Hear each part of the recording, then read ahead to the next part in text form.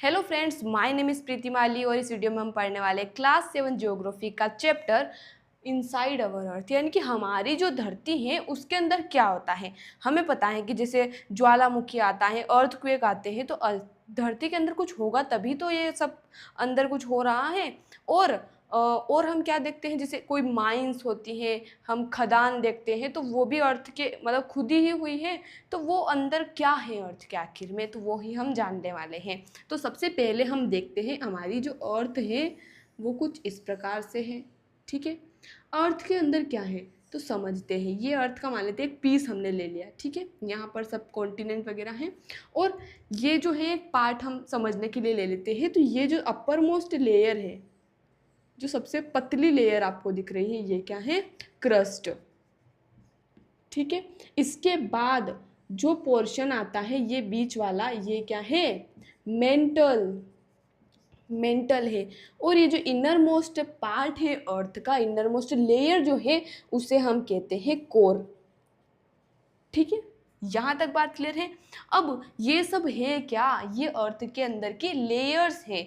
और आप सोच रहे होंगे कि अर्थ के अंदर की लेयर्स हैं यानी कि थोड़ा सा खोदो क्रस्ट निकल जाएगी, उसके बाद मेंटल निकल जाएगी, उसके बाद कोर निकल जाएगा। ऐसा बिल्कुल नहीं होता है, क्योंकि क्रस्ट जो है वो सबसे थिनेस्ट लेयर है। यहाँ पर समझ लेते हैं, क्या हम बात कर रहे हैं, क्रस्ट की। तो क्रस्ट जो है वो थिनेस्ट लेयर है, यानी कि सबसे पतली जो लेयर है अर्थ की, वो क्या है, क्रस्ट है। जहाँ पर क्रस्ट पर ही क्या है, ओशियंस पाए जाते हैं, सारे जो लैंड फॉर्म है, सारे कॉन्टिनेंट है वो पाए जाते हैं। हम यहाँ पर खड़े हैं इस तरीके से, ये पूरा क्रस्ट है। ठीक है, और सबसे थिनेस्ट, सबसे पतली लेयर है ये अर्थ की, और ज़्यादा गहरी भी नहीं है। कितनी है, केवल 35 किलोमीटर। अब आप बोलोगे कि 35 किलोमीटर जमीन के अंदर गड्ढा, 35 किलोमीटर, और आप बोल रहे हो कि ये सबसे गहरी, सबसे थिनेस्ट लेयर है। ऐसा क्यों, देखिए 35 किलोमीटर जो है, 35 किलोमीटर ये क्या है, कॉन्टिनेंटल क्रस्ट है, कॉन्टिनेंटल क्रस्ट। और 5 किलोमीटर क्या है, 5 किलोमीटर है ओशियन क्रस्ट। अब ये क्या चीज़ है भाई साहब, कहाँ 35 किलोमीटर कॉन्टिनेंट क्रस्ट कहाँ से आई है आप। तो ये कुछ ज़्यादा भारी चीज़ नहीं है, बहुत ईजी सी चीज़ है। ठीक है, ये सरफेस है, ये वाटर है। अब वाटर के अंदर भी तो कहीं ज़मीन होगी। ठीक है, वाटर के अंदर भी तो कहीं ज़मीन होगी। तो मान लेते हैं ये पूरा क्या है, ये पूरा क्रस्ट है, इसके नीचे आ जाता है मेंटल। ठीक है, तो हमने क्या कहा कि 35 किलोमीटर कॉन्टिनेंटल क्रस्ट है, यानी कि ये जो कॉन्टिनेंट है जहाँ पर हम खड़े हैं, यहाँ से लगाकर ये जो क्रस्ट की सीमा है, ये कितना है, 35 किलोमीटर का डिस्टेंस है। ठीक है, अब हम बात कर रहे हैं कि ओशियन क्रस्ट जो है वो 5 किलोमीटर। तो ओशियन क्रस्ट यानी कि जो ओशियन की जमीन है अंदर की, ये ओशियन है, बहुत गहरे गहरे महासागर होते हैं, हमें पता ही है। तो ये वाली जो डिस्टेंस है, ओशियन के अंदर भी तो ज़मीन है, पानी के अंदर भी तो ज़मीन है।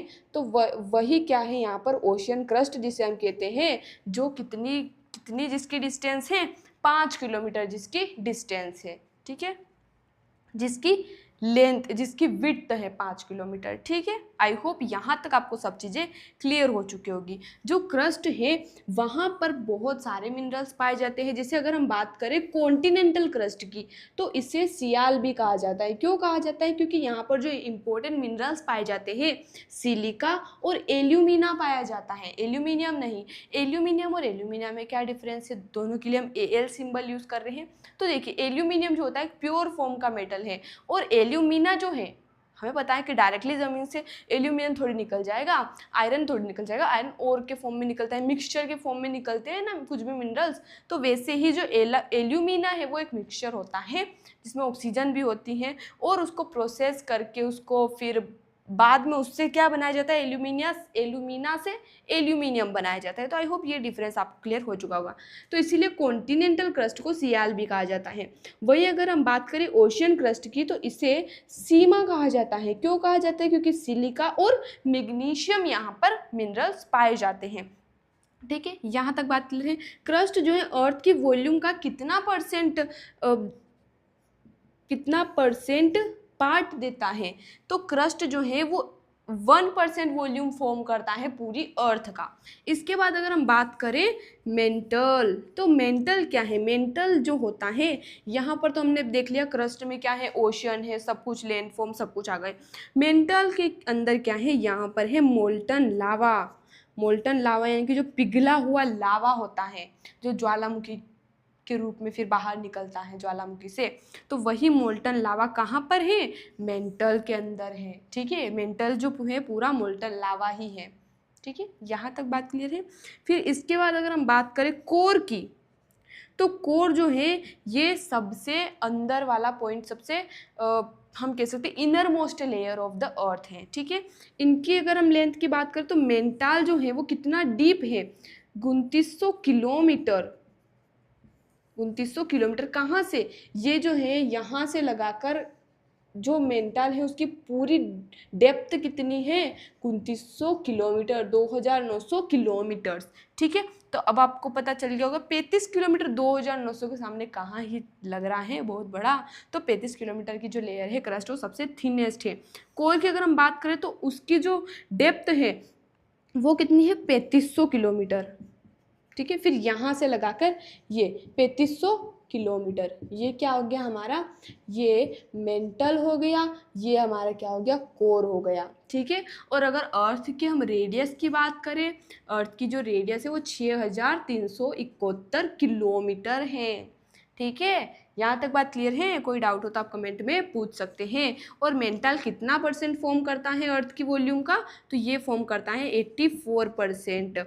और अगर हम बात करें कोर की, तो ये कितना फॉर्म करता है? ये फॉर्म करता है 15%। ठीक है, अब हम बात करते हैं कि हम कितना अंदर तक ज़मीन में खुदाई कर सकते हैं। तो जो क्रस्ट है उसको भी हम पूरा नहीं खोद सकते, 35 किलोमीटर तक भी नहीं खोद सकते, क्योंकि सबसे जो डीपेस्ट माइन है, सबसे जो गहरी माइन है, डीपेस्ट माइन, गहरी खदान जो है वो कहाँ पर है? वो साउथ अफ्रीका, वो कहाँ पर है? अफ्रीका में है। ठीक है, और कितनी गहरी है वो? 4 किलोमीटर्स। और माइन तो चलो माइन है 4 किलोमीटर, लेकिन सबसे गहरा खड्डा खोदा गया है क्या? बिल्कुल खोदा गया है, वो है 6 किलोमीटर गहरा, जो कि इंजीनियर्स के द्वारा खोदा गया था इन सर्च ऑफ ऑयल की खोज में 6 किलोमीटर तक का गड्ढा खुदा हुआ है। लेकिन आप सोच ही सकते हैं कि इतना डीप तक हम नहीं जा सकते, क्योंकि नीचे जाएंगे तो ऑक्सीजन की कमी होगी ऑब्वियसली, और टेम्परेचर भी बहुत बढ़ता जाएगा, क्योंकि नीचे क्या है? मोल्टन लावा है भाई साहब। तो यहाँ पर क्या है? ये सब चीज़ें आई होप आपको क्लियर हो चुकी होगी। तो ये हमने जान लिया अर्थ की लेयर्स के बारे में। अब हमें इस चैप्टर में मेनली क्या पढ़ना है? हमें पढ़ना है जो क्रस्ट है उसके बारे में, क्रस्ट में क्या क्या पाया जाता है और उनके बारे में हम डिटेल में समझने वाले हैं। तो क्रस्ट जो होता है उसके अंदर, इनके क्रस्ट जो है मेनली किससे मिलकर बना हुआ है? रॉक्स और मिनरल्स से। जैसे हमें पता है कि 35 किलोमीटर जो है उसी के अंदर अंदर हम खुदाई करके उसी के अंदर अंदर क्या होता है? मिनरल्स हमें मिलते हैं, कुछ भी रॉक्स हमें देखने को मिलती है। तो क्रस्ट जो है रॉक्स और मिनरल से मिलकर बना होता है। सबसे पहले हम जान लेते हैं रॉक्स के बारे में। ठीक है, रॉक्स जो होती है, रॉक्स का मतलब क्या होता है? ऐसा सॉलिड पोर्शन जिससे मिलकर क्रस्ट बना होता है। ठीक है, रॉक्स जो होती है 3 तरह की होती है। ठीक है, कौन कौन सी होती है? तीनों हम देख लेते हैं यहाँ पर। पहली होती है इग्नियस। ठीक है, दूसरी होती है सेडिमेंट्री, और तीसरी होती है मेटामॉर्फिक। अगर इनका ओरिजिन की हम बात करें कि इन वर्ड का ओरिजिन कहाँ से हुआ है, तो जो इग्निशियस वर्ड है उसका ओरिजिन लैटिन वर्ड इग्निस से हुआ है, जिसका मतलब होता है फायर। ठीक है, क्या इसका मतलब है? इसका एक्चुअल मीनिंग इन रॉक्स के बारे में वो हम डिटेल में समझेंगे।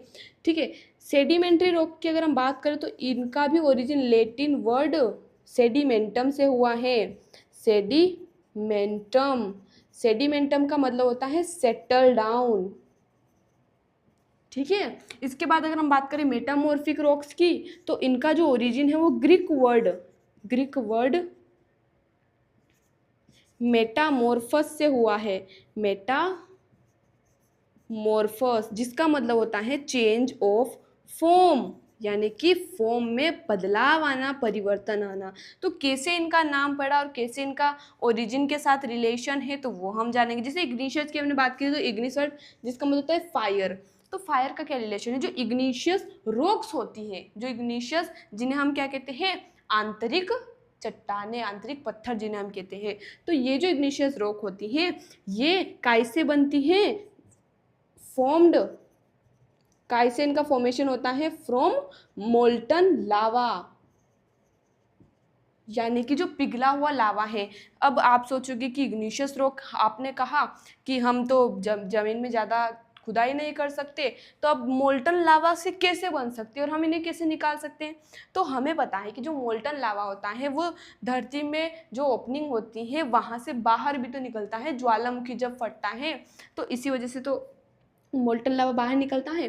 तो ये जो मोल्टन लावा होता है ये जब ठंडा हो जाता है, कूल डाउन हो जाता है, तो क्या बनता है, इग्निशियस रॉक्स बनती है, क्योंकि ठंडा हो जाएगा लावा तो फिर सॉलिड बन जाएगा, और सॉलिड जो होता है वही क्या होता है, इग्निशियस। और इग्निशियस जो रॉक्स होती हैं इन्हीं को प्राइमरी रॉक्स भी कहा जाता है, क्योंकि इग्निशियस रॉक्स से ही मिलकर बाकी सारी रॉक्स बनती हैं, सेडिमेंट्री और मेटामॉर्फिक। ठीक है, ये हमने जान लिया। अब इग्निशियस भी दो टाइप की होती है, पहली होती है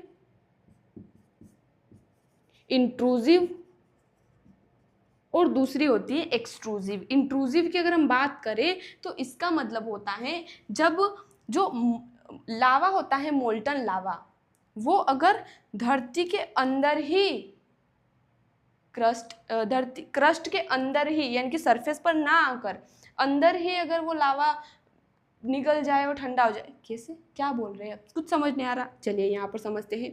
ये हमारा क्या है, क्रस्ट है। ठीक है, ये वाला जो पोर्शन है ये क्या है, क्रस्ट। ये यहाँ पर क्रस्ट के बाद क्या आ गया, मेंटल आ गया, यानी कि यहाँ पर मोल्टन लावा है। ठीक है, अब ये जो लावा है बाहर निकल रहा है। ठीक है, ये ओपनिंग है और यहाँ से ज्वालामुखी फटेगा, ये पहाड़ है और ये ज्वालामुखी फटेगा और यहाँ से लावा बाहर निकलेगा और फिर सरफेस पर आ जाएगा लावा, और ठंडा होने के बाद क्या बनेगी, सेडिमेंट्री रॉक्स बनेगी, इग्निशियस रॉक्स बनेगी।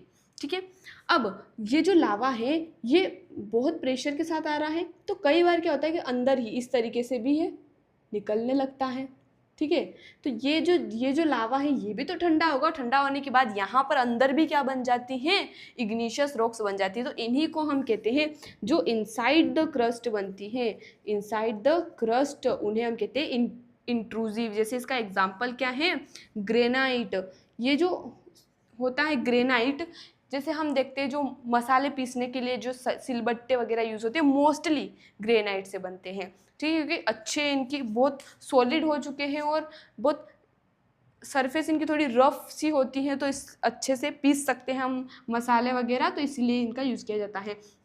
दूसरा अगर हम बात करें एक्सट्रूसिव, तो एक्सट्रूसिव जो इग्निशियस रॉक्स होती हैं वो ऑन द सरफेस बनती है। जब ऑन द सरफेस लावा ठंडा होता है और रॉक्स बनती है तो वो कौन सी रॉक्स होती है, एक्सट्रूसिव ऑन द सरफेस होती है।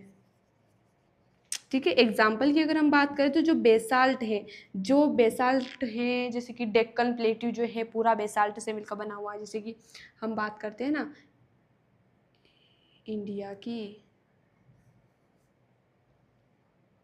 ये क्या बना दिया, एग्जाम्पल के लिए समझने के लिए बना रही हूँ गाइस, डोंट माइंड। ये जो डेक्कन प्लेट्यू वाला पूरा पार्ट है ये काय से मिलकर बना हुआ है, पूरा बेसाल्ट से मिलकर बना हुआ है। ठीक है, ये बात क्लियर है इग्निशियस रॉक्स के बारे में। अब सेडिमेंट्री रॉक्स कैसे बनती है, तो जैसा हमने कहा कि इग्निशियस को हम प्राइमरी रॉक्स कहते हैं। क्यों कहते हैं, क्योंकि इन्हीं से मिलकर सब कुछ बनता है। जैसे सेडिमेंट्री रॉक्स, जब इग्निशियस रॉक्स बन गई, मान लेते हैं ये मोल्टन लावा जो था ये यहाँ पर जम गया, अब इग्निशियस रॉक यहाँ पर बन गई, लेकिन धीरे धीरे क्या होगा, हवा या पानी की वजह से जो छोटे छोटे बारीक बारीक पार्टिकल्स होते हैं वो जम जाएंगे नीचे और इसे से लेयर बन जाएगी, और ये यहाँ पर कौन सी, ये भी ठोस पार्ट हो जाएगा। फिर पार्टिकल्स सेडिमेंट्स जो हो जाएंगे वो जम जाएंगे, सेटल डाउन, यानी कि जो सेडिमेंट्स हैं पार्टिकल्स है वो सेटल डाउन हो जाएंगे। कौन से पार्टिकल, जो इग्निशियस रॉक्स के टूट टूट कर आए हैं। ठीक है, वो पार्टिकल क्या हो जाते हैं, फिर जम जाते हैं, सेटल डाउन हो जाते हैं, ठोस हो जाते हैं और सेडिमेंट्री रॉक्स बन जाती है। एग्जाम्पल की अगर हम बात करें सेडिमेंट्री रॉक्स की, तो जैसे कि लाइमस्टोन हो गया, या फिर जो सैंडस्टोन हो गया, ये क्या है, ये सेडिमेंट्री रॉक्स ही तो है। जैसे हम सैंडस्टोन में देखते हैं जो बलुआ पत्थर जिसे हम कहते हैं, जो बालू रेत में हमें देखने को मिलते हैं, है ना, उनमें कैसे दाने दाने हमें दिखते हैं, ऐसा लगता है जैसे रेत से ही मिलकर बना है, क्योंकि वो रेत से ही मिलकर बना है, छोटे छोटे दाने दाने पार्टिकल से मिलकर ही बनता है। ठीक है, यहाँ तक बात क्लियर है। अगर हम बात करें सेडिमेंट्री रॉक में, कई बार हमें क्या होता है कि इन जो रॉक्स होती है इनके अंदर हमें फॉसिल्स भी मिलते हैं, कई बार फॉसिल्स ऑफ प्लांट्स, एनिमल्स या कुछ अदर ऑर्गेनिज्म के। ठीक है, क्यों मिलते हैं, क्योंकि देखिए यहाँ पर ये जो पार्टिकल्स ये जम रहे हैं, मान लेते हैं कोई जानवर है वो यहाँ पर मर गया, कोई प्लांट है वो सब मर गए यहाँ पर, यानी कि ख़त्म हो गए, तो उसके बाद जो लेयर बनती जाएगी तो यहाँ पर उनके अवशेष बच जाएंगे, तो वो भी इनमें मिक्स हो जाते हैं। तो इस तरीके से फॉसिल्स भी हमें कई बार यहाँ पर मिलते हैं। इसके बाद मेटामॉर्फिक रॉक्स की अगर हम बात करें तो मेटामॉर्फिक का मतलब चेंज ऑफ फॉर्म। तो चेंज ऑफ फॉर्म का मतलब क्या है कि जो यहाँ पर हमने देखा कि यहाँ पर क्या बनी, इग्निशियस रॉक्स बनी। फिर हमने देखा कि जो इग्निशियस रॉक्स हैं उन्हीं से सेडिमेंट्री बनती हैं, और सेडिमेंट्री से अगर क्या बनना है, मेटामॉर्फिक बनना है, तो यहाँ पर मान लेते हैं ये जो अंदर ही अंदर क्या बन गई, यहाँ पर मान लेते हैं सेडिमेंट्री रॉक बन गई। ठीक है, इग्निशियस से सेडिमेंट्री बन गई। अब ये जो है ये बिल्कुल यहाँ पर क्या है, नीचे तो मोल्टन लावा है, लावा भी बाहर निकलना चाहता है, और क्रस्ट है तो ऊपर बहुत थम जैसे भारी भारी इंसान है, सब कुछ है यहाँ पर, तो ये भी नीचे प्रेशर लगेगा। तो इस वजह से ये जो यहाँ पर क्या है, सेडिमेंट्री रॉक है, बहुत हाई जो इग्निशियस और सेडिमेंट्री रॉक्स होती है, कोई भी हो सकती है, उसमें जो हाई प्रेशर टेम्परेचर लगता है, उसी की वजह से हाई प्रेशर टेम्परेचर की वजह से क्या बन जाती हैं, मेटामॉर्फिक रॉक्स बन जाती है। ठीक है, यहाँ तक बात क्लियर है। जो इग्निशियस और सेडिमेंट्री रॉक्स होती है, ठीक है, उन पर जब हाई प्रेशर टेम्परेचर लगता है तो वो क्या बन जाती है, और ठोस हो जाती है, और क्या बन जाती है, मेटामॉर्फिक रॉक्स बन जाती है। जैसे एग्जांपल की हम बात करें तो लाइमस्टोन हो गया, तो लाइमस्टोन से क्या बनता है, फिर मार्बल बनता है, संगमरमर बनता है, और मार्बल से क्या बना हुआ है, बताइए, ताजमहल बना हुआ है। तो यहाँ तक बात क्लियर है। जैसे इनके यूजेस की हम बात करें, कहाँ इनका यूज़ होता है, तो जितनी भी रॉक्स हैं सभी का यूज़ होता है। ठीक है, जैसे अगर हम बात करें लाइमस्टोन, चूना पत्थर का यूज़ होता है। सैंडस्टोन जो होता है, रेड सैंडस्टोन से क्या बना हुआ है, लाल किला बना हुआ है। और मार्बल से क्या बनता है, मार्बल का नाम नहीं सुना क्या, मार्बल से बहुत यूज़ होता है मार्बल का। और जो एक्वेरियम होते हैं, जो फिश टैंक होते हैं जिसमें छोटे छोटे आपने डेकोरेटिंग क्यूट से पत्थर देखे होंगे, तो वो भी mostly, I am not saying that 100%, but mostly जो होते हैं, जो डेकोरेटेड वाले पत्थर होते हैं ना, वो मेटामॉर्फिक होते हैं, मेटामॉर्फिक रॉक्स होते हैं। ठीक है, क्योंकि बहुत हाई टेम्परेचर प्रेशर से अंदर बने हैं, बहुत स्ट्रॉन्ग हो जाते हैं। तो ये यहाँ पर रॉक्स के बारे में हमने समझ लिया। अब हम रॉक साइकिल समझ लेते हैं। अब रॉक साइकिल का मतलब क्या होता है, जैसा कि हमने समझा कि जो इग्निशियस रॉक होती हैं उनसे सेडिमेंट्री और इग्निशियस से मेटामॉर्फिक बनती है। तो एक पूरी साइकिल है। ठीक है, रॉक साइकिल, इसका क्या मतलब होता है, जो सबसे पहले हम समझते हैं यहाँ पर मोल्टन लावा जो होता है। ठीक है, यहाँ से क्या निकला, लावा निकला। ठीक है, अंदर से लावा आता है, यहाँ पर क्या बन गई, ये क्या है, मोल्टन लावा। लावा से क्या बनेगी, इग्निशियस